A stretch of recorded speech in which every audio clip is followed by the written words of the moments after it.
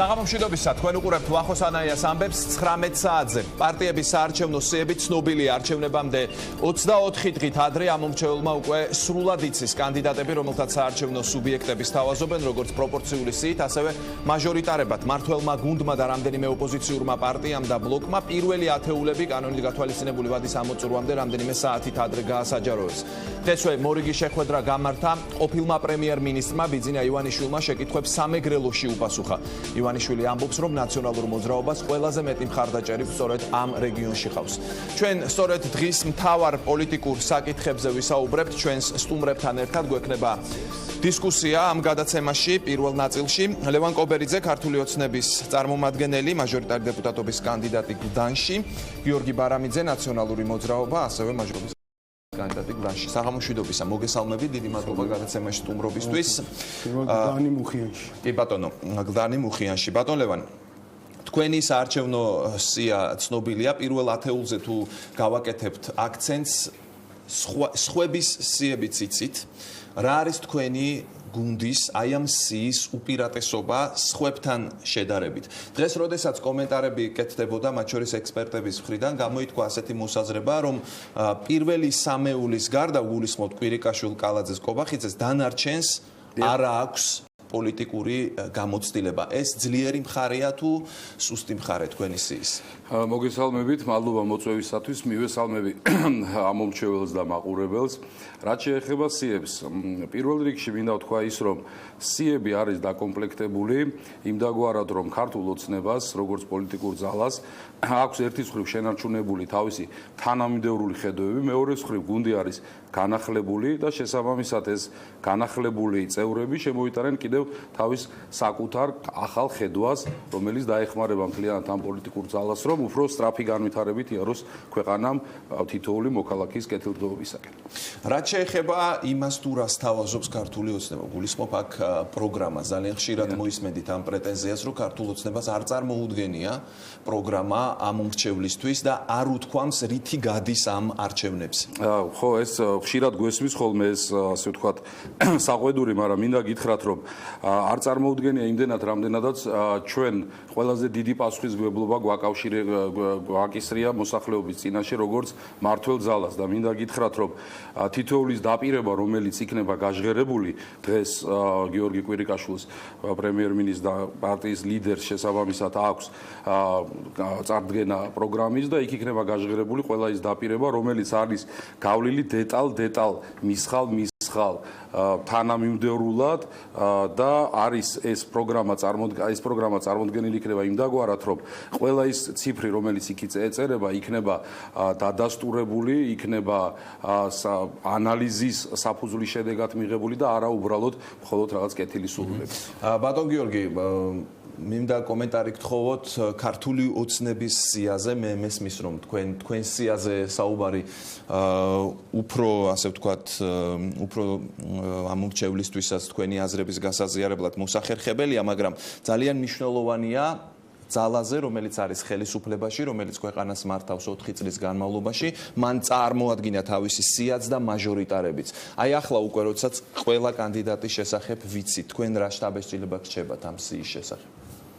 მადლობა პირველ ყოვლისა მოწვევისათვის და მადლობა იმ საშუალებისთვის, რომ იმედია ორივე კონკურენტს გვექნება საშუალება ხალხის პრობლემებზე ვისაუბროთ და არა იმაზე, თქვათ, ვინ მოგწონს, ვინ არ მოგწონს, მაგრამ თუ მანდა მაინც ამას მეკითხებით, ქართული ოცნება დღიდან დაარსებიდან დამძიმებულია ერთი მთავარი ფაქტით, რომ მისი ერთპიროვნული ლიდერი არის ბიძინა ივანიშვილი, რომელსაც მანამდე არანაირი პოლიტიკური გამოცდილება არ ჰქონდა და ძალიან უხვად გასცა წინა საარჩევნოდ ისეთი დაპირებები, რომლის მეოთხედიც კი ვერ შეასრულა, ეს არ არის ჩემი სიტყვები, ყველა სოციოლოგიური გამოკითხვა ამას ადასტურებს, რომ ხალხი სწორედ ასე ფიქრობს, რომ ქართულმა ოცნებამ და ბიძინა ივანიშვილმა ვერ შეასრულა თავისი განაპირები და მეორე, ბიძინა ივანიშვილმა ვერ მოახერხა შეეკრიბა სწორედაც თანამოაზრეთა გუნდი, აი ამჟამინდელი პარლამენტი თუ ვიმსჯელებთ, ამჟამინდელი გუნდი თუ ვიმსჯელებთ, ახლა მე რა იქნება კიდე საკითხავია, ხოლო შეგვიძლია სპეკულაცია, ასე ვთქვათ, მოახდინოს ვიღაცა.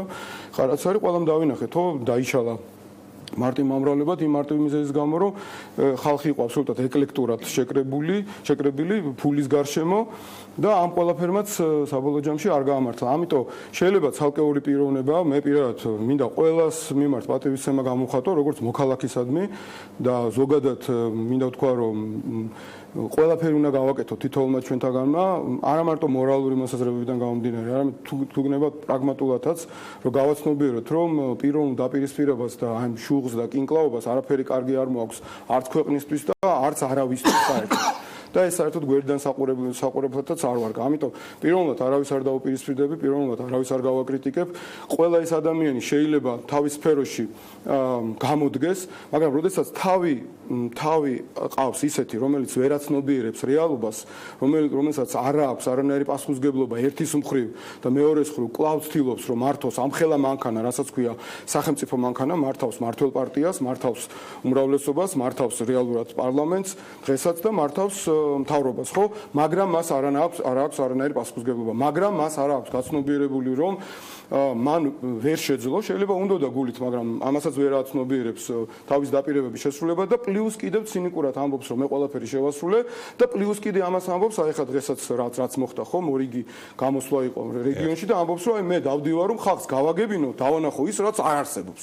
გავაგებინო, რომ შეიგნონ ის, რომ მე ყველაფერი გავაკეთეო და ეხა ეს ძალიან ცინიკურია, აი მისი ერთ-ერთი იმ განცხადებასთან მინდა ასე ვთქვათ ისევ დაბრუნდეთ, რომ აი ხალხმა ფული დაკარგა, იმიტომ რომ არ აიყვანეს ბანკირები. ხო, ახლა ადამიანი როცა ასე აზროვნებს, ხო, რაც არ უნდა გუნდი შეკრიბოს, რანაირად უნდა იმოქმედოს იმ გუნდმა, როცა მისი ხელმძღვანელი ამ მიმართულებით გასაგებია. მოდით გადავიდეთ საკითხებზე, რომელიც თქვენც ახსენეთ და რისთვისაც შევიკრიბეთ, ეს არის პრობლემები, რომელიც ჩვენს მოსახლეობას აწუხებს, ხო? აი დაპირებები, რაც ხშირად ისმის და ყველაზე ხშირად ეს არის პრეტენზიები მართველი გუნდის მიმართ, ასევე ივანიშვილის მიმართ, რომ დაპირებები არ შესრულდა ბატონ ლევან და ამაზე ლაპარაკი თქვენ მოგიწევთ ამ მომრჩეველთან.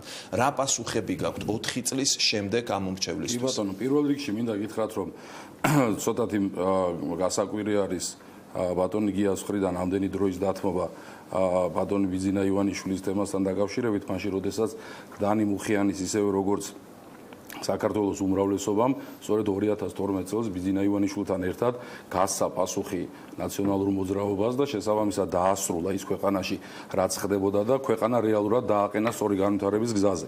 თავის პოლიტიკური ბრძოლით სხვათა შორის და არა აქ საუბარი იყო რაღაც თანხებზე და ფულზე და ასე შემდეგ. ეს ყველაზე მთავარი რაც მინდოდა მეთქვა. ეხლა რაც შეეხება დაპირებებს. დაპირებები სწორედ რომ ჩვენი ოპონენტების მხრიდან ისმის უხვად. ისვის იმდენად უხვად, რომ აი რა ვიცი, მთელი სპექტრი არის წარმოდგენილი, რაც კი შეიძლება ადამიანის ყურს ესიამოვნოს. თუმცა ქართული ოცნება არის სწორედ ის პოლიტიკური ძალა, რომელიც თავის დაპირებებს თანამიმდევრულად ასრულებს, თავის დაპირებებზე თანამიმდევრულად მუშაობს და შესაბამისად მე მაგალითად დავდივარ ახლა მოსახლეობაში, ხვდები მოსახლეობას, მაქვს დიალოგი თითოეულ მათგანთან და მინდა გითხრათ, რომ ადამიანებს ძალიან კარგად ესმის ის, რაც ჩვენ გავაკეთეთ და აფასებენ ამას ძალიან კარგად. მაგალითისათვის ახლა საპენსიო რეფორმაზე და პენსიებზე საუბრობენ ძალიან ბევრს და რატომღაც ძალიან ბევრს ავიწყდება, რომ ჩვენ ოპონენტებს გულისხმობ, რომ პენსიონერებს სწორედ ქართულმა ოცნებამ გაუზარდა ორჯერთან. 110 ლარიდან 150 ლარამდე, 150 ლარიდან 120 ლარამდე. რა თქმა უნდა, რომ ის ვარდნას ეს პენსია რა თქმა უნდა, რომ არა, ნუ ეხლა მოდით ეხლა თუ ეკონომიკურ თემებში შევალთ, კი ბატონო, მე შემიძლია გამოყვედა ვისაუბროთ, მაგრამ თუ კი ჩვენ საუბრობთ დაპირებებზე, ჩვენი დაპირებები ყოველთვის არის გამყარებული ჩვენი ქმედებებით. ეს არის ყველაზე მთავარი, რაც ახასიათებს ქართული ოცნების გუნდს, რაც არის მისი მთავარი ერთ-ერთი თვისება, სწორედ ამიტომ შემოვერთი მე პირადად. ბატონ ლევან, აი მეოთხე ყველაზე უკეთესი წელიწადი, რომელიც უნდა ყოფილიყო, არის ახლა ეს მეოთხე წელიწადი. ასეთად წარმოედგინა თქვენს გუნდს ეს მეოთხე ყველაზე კარგი წელიწადი, რა დაპირებაც თავის დროზე გაიცა. კი ბატონო, ჩვენ თუ გვინდა რომ საქართველოს ვაცხოვროთ, ესე ვთქვათ, რაღაც ვირტუალურ სამყაროში და ვირტუალურ ქვეყანაში, მაშინ ესე არ გამოვა. გაიხედეთ რა ხდება გარშემო. გაიხედეთ რა ხდება რეგიონში, გაიხედეთ რა ხდება რეგიონის მიღმა, საერთოდ რა ხდება მსოფლიოში, ხო, ეკონომიკასთან მიმართებაში. ეხლა ჩვენ თუ გვინდა რომ მხოლოდ საქართველოში ხდებოდეს რაღაც დაუჯერებელი, ეს სამწუხაროდ ვერ მოხდება. თუმცა მე მეორე მხრივ მე ძალიან ბევრჯერ მოვისმინე განცხადებები ჩვენი ოპონენტების. ეკონომიკა გაიზარდა მხოლოდ 3%-ით, ანუ უკან მივდივართ. აი, საოცარი ფრაზაა, ხო, გაიზარდა მხოლოდ 3%-ით, ანუ უკან მივდივართ. ეხლა ამას ქვია კომუნიკაციის ენაზე манипуლირება, უბრალოდ დემაგოგია და ასე შემდეგ. შესაბამისად, როდესაც ჩვენ საუბრობთ ეკონომიკის ზრდაზე და ეს ეკონომიკის ზრდა უნდა იყოს ასახული სწორედ თითოეული მოქალაქის კეთილდღეობაზე, მინდა გითხრათ, რომ სწორედ ქართულ ოცნებას და არა სხვას აქვს ძალიან კაფიო გეგმა, 4 პუნქტიანი გეგმა, რომელიც გააჟღერა პრემიერ-მინისტრმა, გააჟღერა გუნდმა და რომელიც არის არა წინასაარჩევნო დაპირება, არამედ არის ის თანამიმდევრული ნაბიჯ გაწერილი პროგრამა, რომელიც ჯერ კიდევ წელიწადნახევრის წინ დაიწყო.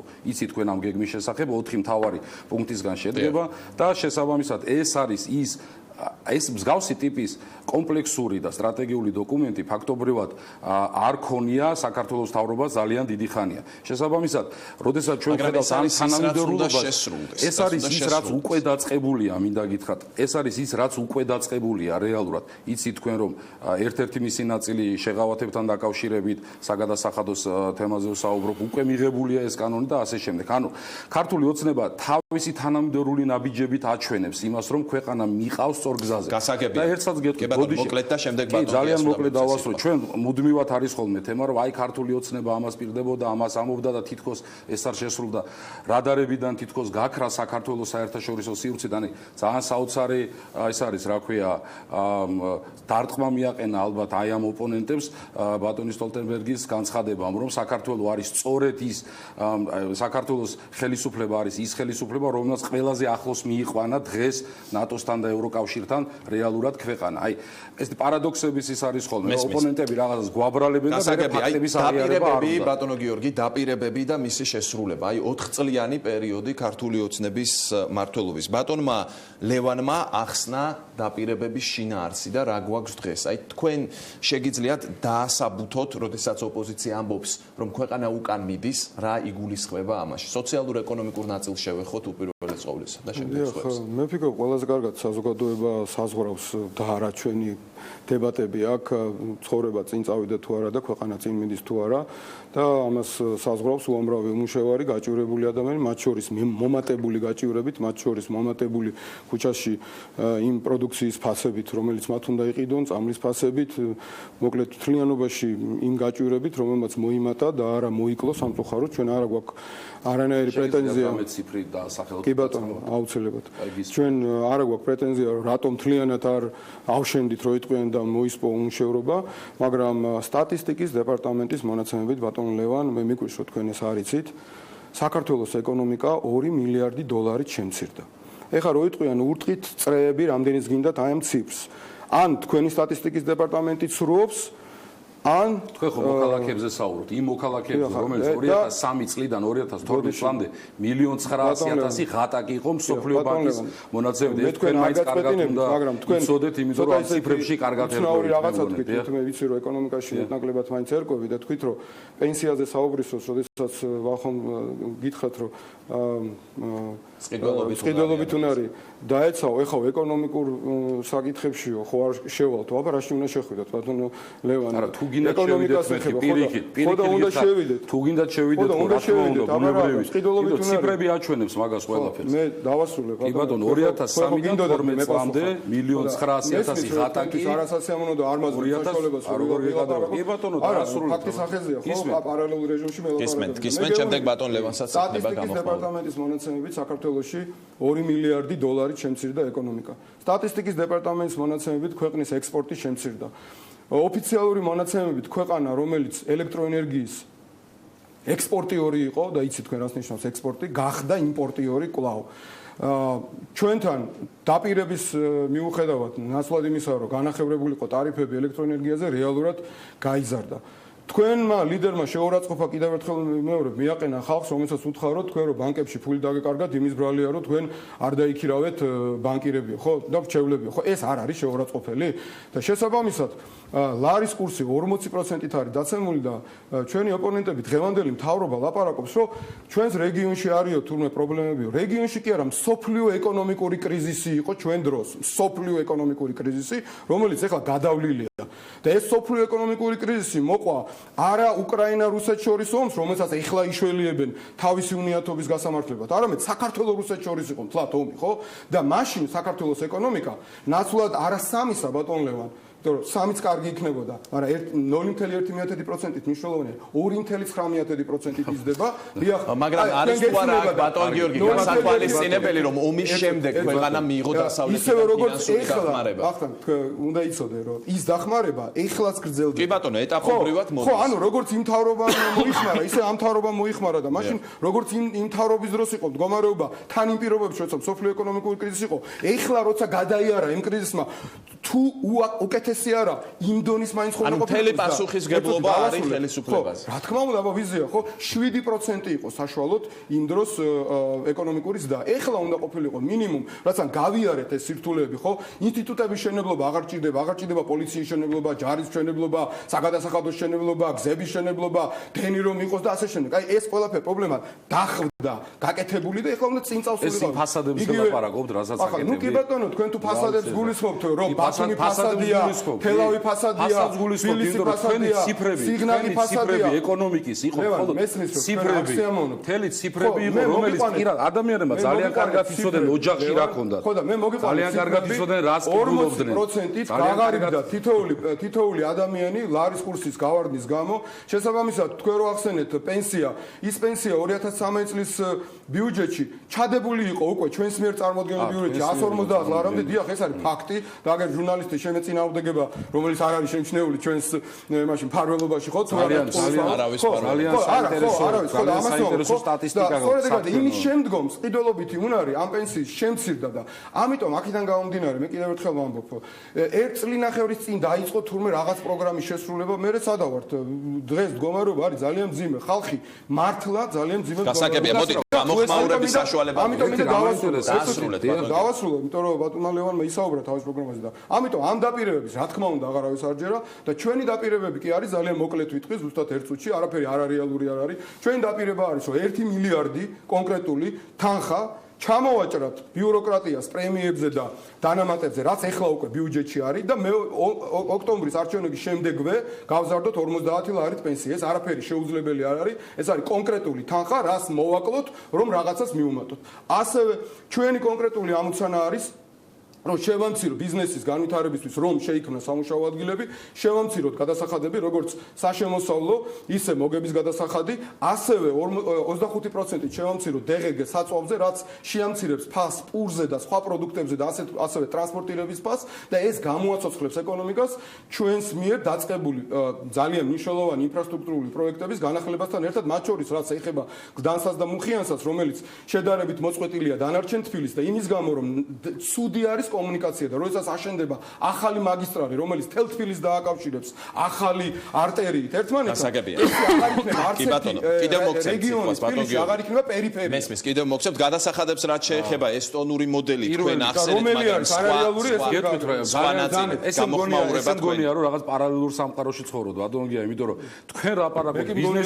ბიზნესის განვითარებაზე, თქვენ ლაპარაკობთ იმ ბიზნესზე, რომელსაც ზუსტად თქვენი მმართველობის პირობებში, ახლა ბიზნესიდან მოვდივარ და ძალიან კარგად ვიცი რა ხდებოდა ბიზნეს სფეროში. ერთ ღამეში უცებ რომ უნდებოდათ ხოლმე ბიზნესში ხო კარგად არის. არა, მოვდივარ ზუსტად იმიტომ რომ თქვენი პოლიტიკოსები აღარ იყვნენ პოლიტიკური სიმართლეების. სწორედ მაგიტომ მოვდივარ. რომ ბევრი რამე შეიცვალა.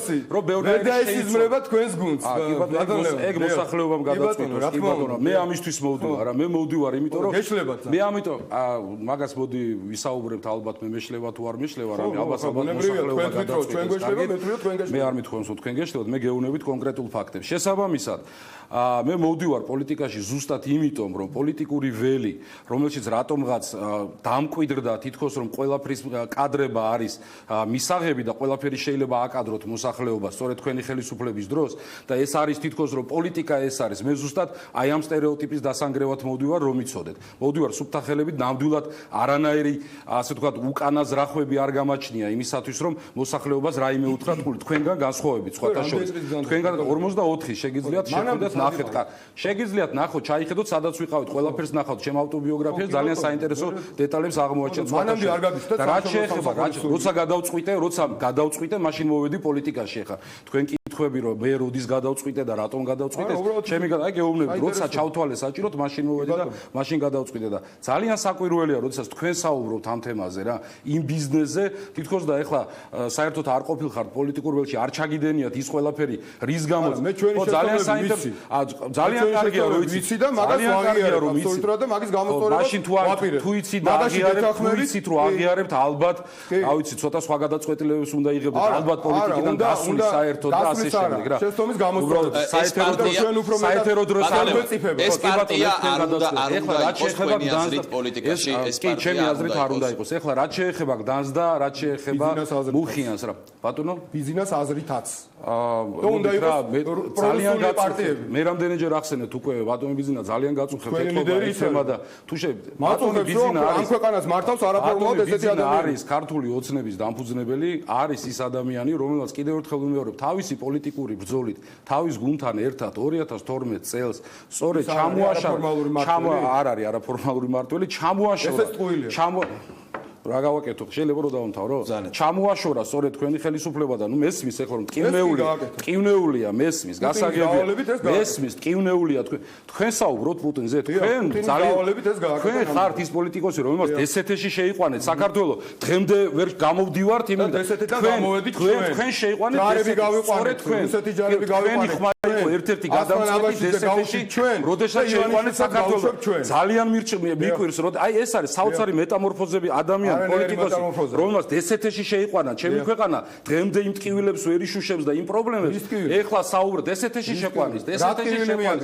ძალიან ბევრი ეხლა თქვენ ლაპარაკობთ ერთი თქვი იცით რას გეტყვით ის თელის პროვოკაციები ის ყველაფერი რაც ხდება დღეს რეგიონში მათ შორის ის რომ რუსეთი დღეს არის ოკუპანტი არის სწორედ იმ პოლიტიკის შედეგი რაც არის იმ პოლიტიკის შედეგი რასაც და ჩვენი პოლიტიკი დღეს ჩამოდიან ნატოს პირველი და აღიარებენ რომ საქართველოს დღეს არის ყველაზე სწორი განვითარების გზაზე საერთაშორისო ასპარეზზე ყველაზე ახლოს არის ნუ ეხლა მოდით იცით რას გეტყვით თუ შეიძლება გდანზე და მუხიანზე დაუბრუნდეთ საერთოდ დავირებებს სოციალურ-ეკონომიკურ საკითხებს ეს არის ამ მოდი ვიტყვი თუ შეიძლება რომ საერთოდ არ ვაპირებ ეხლა ბატონ გიასთან კამაც რა და დებატს იმიტომ რომ სიმართლე გითხრათ 2012 წლიდან არის ეს საკითხი მე მგონი გადაწყვეტილი მოსახლეობამ ძალიან კარგად დაუსვა წერტილი ეხლა რაც შეეხება გდანს და მუხიანს იმ საარჩევნო ოლქს მე მინდა ვთქვა ერთი რამ ძალიან უხერხულია ბატონო გია როცა თქვენ პერიფერიად მოიხსენიებთ მუხიანს და გდანს მინდა გითხრათ რომ ჩემი მიზანი სწორედ როგორც მაჟორიტარობის დეპუტატი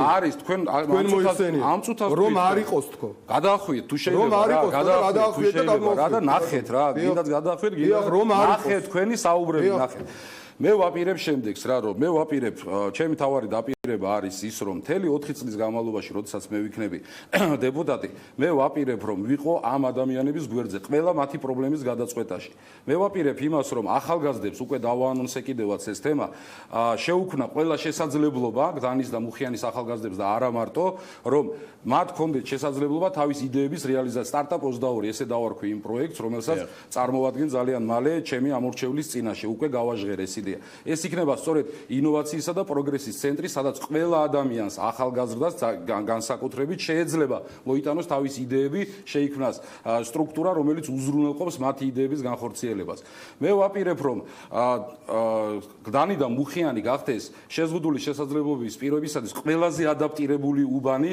თბილისში და არა მარტო თბილისში იმიტომ რომ ეს არის ძალიან მნიშვნელოვანი თემა თუ ჩვენ პროგრესზე ვსაუბრობ მე ვაპირებ იმას რომ გდანი და მუხიანი გახდეს თანამედროვე მიმზიდველი საინტერესო უბანი და ეს ძალიან მნიშვნელოვანია მე პერიფერია სწორედ იმიტომ გაუსვი ხაზი ბატონმა გიამ რაც ახსენა რომ პერიფერია არის რომ ჩვენ უნდა გამოვიდეთ ამ კლიშეებიდან რეალურად თბილისი არის ერთიანი ცოცხალი ორგანიზმი როდესაც ჩვენ ვამბობთ რომ მე მეუბნებიან ხოლმე რა შენ რომ არ ხარ გდანელი და მუხიანელი ხომ არ გიჩენს ეს დისკომფორტს რომ იქ ხარ დეპუტატი პირიქით ვიტყვი ჩვენ ამით იცი რას ეს ჯერ ერთი რო ორმაგი პასუხისგებლობაა ჩემთვის და მე მეორე პირიქით ვიტყვი ჩვენ ამითი რას ვამბობთ იცით რომ გდანელ და მუხიანელ ახალგაზრდას რომ მოუნდეს ვაკეში ან ვერაზე ან თაწმინდაზე მაჟორიტარობა შესაბამისად ამ კლიშეებში უნდა იჯდეს და პირიქით უნდა იყოს მეგობრებს გააკეთებთ ბატონებმა და ისე ლაპარაკობთ პათოსი ისეთია რომ თქვენ აბსოლუტურად დარწმუნებული ხართ თქვენს გამარჯვებაში რა გაძლევთ ამ ოპტიმიზმის საფუძველზე რა თქმა უნდა დარწმუნებული ვარ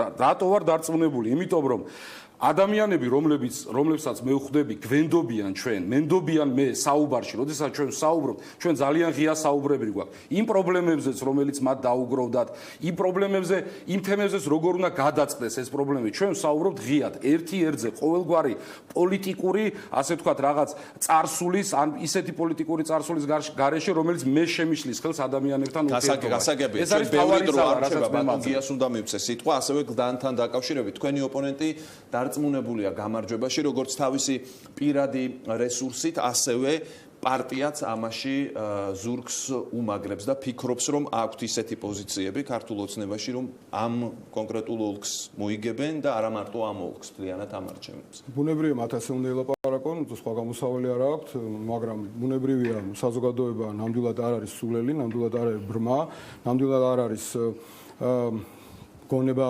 სუსტი, რომ კვლავ დაუჯეროს იმ ტყუილებს, რომელი ტყუილებიც მათ მოისმინეს 4 წლის წინ და ეხლა ფაქტიურად იმ ტყუილების გადამღერება და გადასხვაფერება ხდება.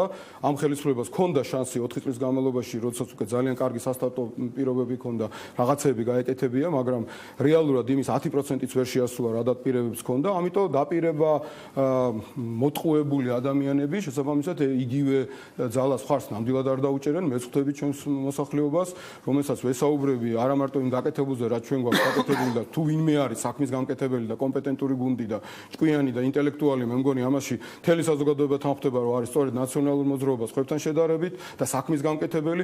ჩვენ ველაპარაკობთ ასევე ჩვენ უკეთესი მეთქი და მოსახლეობას თქვენ აყენებთ შეურაცხყოფას თქვენი ტყუილებით და იმ ლიდერით, რომელიც გამოდის და ყოველდღე შეურაცხყოფას აკეთებს, უნდა აუხსნას მოსახლეობას, რა კარგი მდგომარეობა არის და თქვენს აქ დღეს თქვით, რომ თქვენ დაპირებები შევასრულეთო და ეს არის სწორედ შეურაცხყოფა ხალხის, რომ არ არსებულ რაღაცებზე ელაპარაკებთ და რა თქმა უნდა ჩვენ ასევე ელაპარაკობთ იმაზეც, რაც ვერ გამოგვივიდა, სადაც შეგვეშალა და ამ შეცდომის გაანალიზებითაც მოვდივართ. მაგალითად, მე მინდა გავაგრძელო ჩვენი დაპირებებზე რა არის ჩვენი ამოცანა. ჩვენ გავაუქმებთ სწორედ ბიზნესის განვითარებისთვის საგადასახადო პოლიციას, რომელმაც დაამტკიცა ჩვენი ხელისუფლების დროსაც და ამ ხელისუფლების დროსაც, რომ ეს სტრუქტურა ადეკვატურად ვერ ფუნქციონირებს და ძალოვან სტრუქტურად ჩამოყალიბდა, ამას გავაუქმებთ, ისე როგორც გავაუქმებთ სუს და სუს სხვა სტრუქტურა იქნება, რომელიც კონდას ვერვაზე იმუშავებს, ისე როგორც ჩვენ როგორც უკვე ვთქვი, სწორედ იმიტომ რომ შესანიშნავი რაიონი არის და შესანიშნავი უბანია გდანის და მუხიანის შესანიშნავი საზოგადოება ცხოვრობს, ისინი არ იყვნენ მოწყვეტილი დანარჩენ თბილის. ბატონმა ლევანმა არც კი ახსენა, რომ მაგალითად ამაში მეთანხმება, რომ ის შეჩერებული მშენებლობა გაუგებარია. თქვენი პრობლემა შეჩერებული მშენებლობა ადამიანების შეჩერებული მშენებლობა, რომელიც აბსოლუტურად გაუგებარი შეიძლება რომ თქვენ დაგეთახმოთ ამ საზოგადოება და მე მithuget გზაზე იარეთ შეჩერებული მშენებლობა, მავნებლობა, რა ჩვენ ქვეყანასთან ერთად ხალხთან ერთად ვიდა რომ გააჩერა შემოვლითი რკინიგზის მშენებლობა და ამითი მოუსპო შანსი ჩვენს რაიონს, რომ ყოფილიყო ახალი მაგისტრალი, რომლითაც მთელი თბილისი ერთმანეთთან დაკავშირდებოდა. აი ეს იქნება სწორედ ბიზნესის განვითარების ხელშემწყობი და ჩვენ შევუწყობთ ხელს ყველა ასაკის ადამიანს იმისთვის, რომ გაჩნდეს ახალი სამუშაო ადგილები. ჩვენ შევუწყობთ პენსიონერს ხელს, რომ პენსია იზრდებოდეს ბევრად უფრო სწრაფად, ვიდრე ინფლაცია იქნება, რომ მათ შეძლონ გაიუმჯობესონ მდგომარეობა. ჩვენ შევუწყობთ ხელს, რა თქმა უნდა, ყველა იმ ადამიანს, რომელსაც დღეს სოციალურად უჭირს, რამდენ ადამიანს მოუხსნეს, დავამთავრებ თუ შეიძლება, რამდენ ადამიანს მოუხსნეს დანიშნვის ნაცვლად სოციალური დახმარება. ჩვენ ყველას იმას, ვისაც უსამართლოდ მოუხსნეს, აღუდგენთ ამ დახმარებას და რაც მთავარი არის ის, რომ ჩვენ ქვეყანაში ასევე ჩვენი წარსული დღევანდელი და წარსული გამოცდილებიდან იქნება სხვა სასამართლო, ყველა ბიზნეს ექნება საშუალება საერთაშორისო არბიტრაჟში გაასაჩიროს თავისი საქმეები და ესეც ხელშემწყობი გარემოება იქნება. ჩვენ დროს საქართველოს ჩვენ გავხარდეთ ნომერ პირველი რეფორმატორი ქვეყანა და ბიზნესის კეთების კუთხით იყო მერვე ადგილზე და ამ დროს ეხლა უკვე გადავარდით სამჯერ უფრო ქვევით 24 ადგილზე ვართ. ამიტომ დავასრულებ, რომ ჩვენი პროგრამა არის ორიენტირებული საზოგადოებაზე, ჩვენი პროგრამა არის ორიენტირებული, რომ შეიქმნას სამუშაო ადგილები, გაიზარდოს პენსიები და ხალხი დასაქმდეს და ეს არის ყველაზე მთავარი და ჩვენი პროგრამა არის ორიენტირებული, რომ როგორც ქმედუნარიანმა გუნდმა ვიყოთ უფრო აქტიურები საერთაშორისო ასპარეზზე, რომ ჩვენი აქტიურობით შევძლოთ უფრო დავაახლოვოთ ჩვენი ქვეყანა მშვიდობიან განვითარებას. თქვენ თქვით, რომ ქართულ ოცნებას, რომელმაც 4 წლის წინ მისცა ხალხს დაპირებები, არ უნდა ენდოს. რატომ უნდა ენდოს? რატომ უნდა ენდოს ნაციონალურ მოძრაობას და იმ სიტყვებს, რასაც ახლა თქვენ ეუბნებით და რასაც თქვენ შეცდომას უწოდებთ, აი ბატონმა ლევანმა ამას დანაშაულებები უწოდა. შეცდომას უწოდებენ ადამიანების თავებზე გავლას, ადამიანების ქუჩაში დახოცვას, ჟურნალისტებს, რომლებიც აი იარაღ მიჯენილი ეყან, ამას უწოდებთ თქვენ შეცდომას. ვაპასუხებინოთ, ბატონ გიას და შემდეგ მოგცემ შესაძლებლობას. შეცდომას უკეთებ. რაც თქვენ შეცდომად მოიხსენიეთ, ის ბატონ ლევანისთვის არის დანაშაულებები. 2010 წელს 150 პატიმარი იღუპებოდა თქვენ სიხეებში. ბატონ ლევან, ჩვენ დროს მე გავუწევთ თქვენ დაწნართ. ჩვენ დროს, იმიტომ რომ ჩვენ დროს საქართველოს ეკონომიკა გასამაგდა და ამ დროს საქართველოს ეკონომიკა 2 მილიარდით შემცირდა. იმიტომ რომ ის დამნაშავეები, რომლებიც ციხეში სისაძაგლეებს ჩადიოდნენ, ამათმა ჩვენ დავაპატიმრეთ და ამათმა გამოუშვეს. მათ შორის ბედუკაძის ხელმძღვანელობით. ეს ბედუკაძე არის ამათი სახე.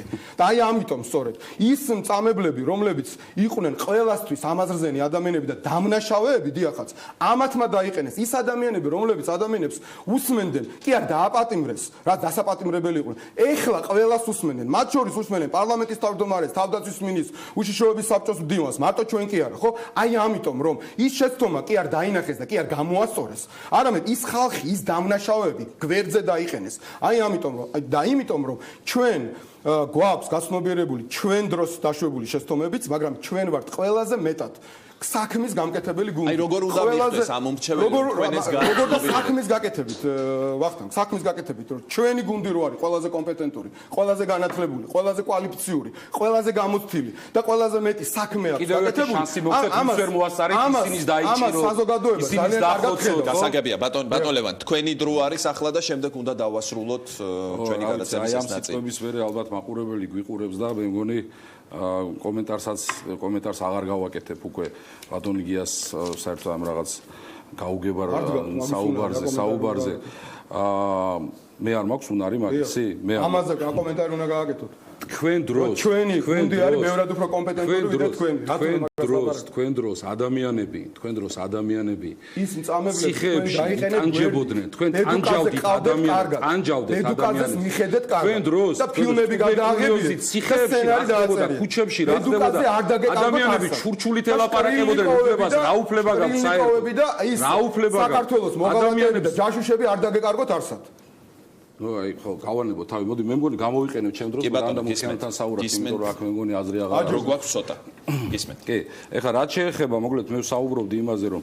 ჩვენს იმ უბანს რომელსაც მე წარმოვადგენ რეალურად აქვს ძალიან დიდი პოტენციალი და მინდა ვთქვა შემდეგი რომ ძალიან მნიშვნელოვანია რომ ჩვენ გდანი და მუხიანი ვაქციოთ როგორც თქვი პროგრესულ და განვითარებულ მიმზიდველ უბნად ეს არის ძალიან მნიშვნელოვანი ეს არის ძალიან მყუდრო უბანი ძალიან კარგი ადამიანები მე მას პირობითად ჩემს გონებაში მუხიანი და გდანის ეკოსისტემაც კი დავარქვი არ ვიცი რამდენად მიიღებს ამას მოსახლეობა და მინდა მათთან ერთად რომ ეს ეკოსისტემა განვითარდეს იყოს საინტერესო იქ იყოს ადამიანები რომლებსაც აქვთ იდეები ადამიანები რომ ახალგაზრდები რომელსაც უნდა თვითრეალიზაცია იყვნენ იქ თვითრეალიზებული იყვნენ იყოს ისეთი უბანი რომელთაც იამაყებენ ისინი მეცაც გეტყვით გდანი და მუხიანი ჩვენ ყველა წარმოგვიდგენია რა რაღაც თითქოს მოწყვეტილია მართლაც სადღაც შორს არის და შემდეგ ერთ ფაქტს გეტყვით ძალიან საინტერესოს მინდა გითხრათ არის ესეთი გუნდი ხვამლი რაგბისტების და მინდა გითხრათ რომ მუხიანში სწორედ ამ ხვამლის ბაზაზე ამ სარაგბო კლუბის ბაზაზე ვარჯიშობს 500-მდე ბავშვი მორაგბე. ეს არის ერთ-ერთი ყველაზე დიდი ბაზა, როცა ჩვენ ვამბობთ რომ რაგბი არის ჩვენი თამაში და სიამაყით ვივსებით. Სუსტად მუხიანი და გდანი არის ის უბანი, სადაც იზრდებიან ის მორაგბეების გარკვეული ნაწილი და რომელიც დგას ავანგარდში დღეს ქართული წარმატებით. ცენტრი არის ყველგან. მე ვამბობ რომ იქნება ეს გდანი თუ ნებისმიერი რაიონი საქართველოს. ეს უნდა დამთავრდეს საქართველოში რომ ქალაქები იყოფა შიგნით უბნებად, რა თქმა უნდა ეს სუბკულტურები იქნება მე არ ვამბობ ტრადიციებს პატივი არ დავცეთ, მაგრამ რაც შეეხება განვითარების თვალსაზრისით, დასაქმების თვალსაზრისით, რაც ყველაზე მთავარია და რაც ყველაზე მნიშვნელოვანია, ასევე სოციალური უზრუნველყოფის ყველა უბანი ბუნებრივია უნდა იყოს თანაბარ და მეცაც ვიტყვი. მე მინდა რომ მუხიანი და გდანი ჩემს ამორჩეველთან ერთად გადავაქციო ერთ-ერთ ყველაზე საინტერესო უბნად. ეს უნდა იყოს მაგალითი რეალურად სხვა ქალაქებისათვის და სხვა უბნებისათვის. მადლობ, ჩვენი დრო მოიწურა. ჩემი მადლობა. ბატონმა ლევანმა დაიწყო და შეიძლება არა აქვს მნიშვნელობა ვინ დაიწყო და მე გაძლევთ დროს ჩვენი რეკლამის ხარჯზე შეგიძლიათ მადლობა მე ვფიქრობ რომ მუხიანელები და გდანელები თვითონ გააკეთებენ არჩევანს რადგანაც მათ დაინახეს უნიათობის უკუსulis და გაღარიბების 4 წელიწადი მათ იციან რომ ამ ქვეყანაში არსებობს ძალა ნაციონალური მოძრაობა რომელსაც აქვს სერიოზული გამოცდილება შენებისა რომელმაც ისწავლა თავის შეცდომაზე მაგრამ ამავდროულად რომელიც არის დღეს განახლებული ახალი ენერგიით შეუძლია იმ ძალიან მნიშვნელოვანი კარგი სწორი დახვეწილი ეკონომიკური პროგრამით შექმნას ახალი სამუშაო ადგილები პენსიები მოუმატოს პენსიონერებს პირველივე თვეში ბიუროკრატიის ხარჯზე და მოკლებული თანხების ხარჯზე შესაბამისად განავითაროს ბიზნესი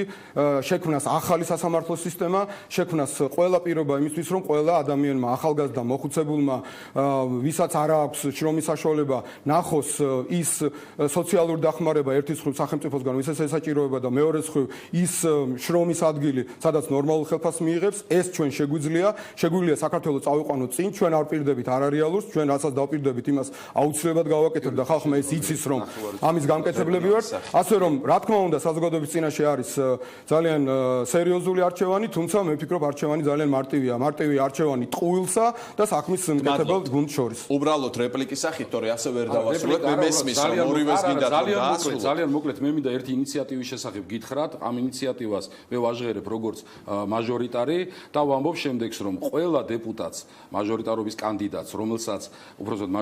კანდიდატს რომელსაც აქვს მართლა სურვილი რომ მუხიანში და გდანში რამე გააკეთოს როდესაც ჩვენ გავიმარჯვებთ და მე ვიქნები იქ დეპუტატი ძალიან დიდი იმედი მაქვს ამისი ვთავაზობ რომ ჩვენ შევქნათ საბჭო ოღონდ ყველა მინუს ნაციონალური მოძრაობა ბატონ გიორგის არა რა თქმა უნდა მათ ღირებულებით ნაწილში არა აქვთ უფლება რომ მიიღო მონაწილეობა ამაში ყველას მე ვთავაზობ რომ ჩვენ ერთად დავსხდეთ და თუ მათ მართლა კარგი იდეები ქონდათ მუხიანისა და გდანის განვითარებისათვის მე ვთავაზობ რომ ერთად ვიმუშაოთ ერთად ჩვენ ბიუროსთან და ეს იქნება იმის დასტური რომ მათ მხოლოდ არჩევნებისთვის კი არ უნდათ ის 2 თვე ან 1 თვე წინასაარჩევნო დაპირება არამედ მართლა აპირებენ და თუ კი ბატონ გიორგის ეკნება ბატონ გიორგის მინუს ნაციონალური მოძრაობა არ გაგზავნებოდეს ბატონ გიორგი ნაციონალური მოძრაობა იმიტომ ჩააყენეს მდგომარეობა ქვეყანა ასეთ მდგომარეობაში ქართული ოცნების დეპუტატი არ დაუნახია თვალით გდანისა და მუხიანის მოსახლეობას ამიტომ ბუნებრივია არავინ არ ყერებზე რომ ლაპარაკობ და შეკრება პირველი რაც ჩაადრეთ გადაჯეგეთ ის არავინ არ გასულელდება და არავინ არ გაკეთებული იყო ისე რომ იცოდეს ამ უნიათოებს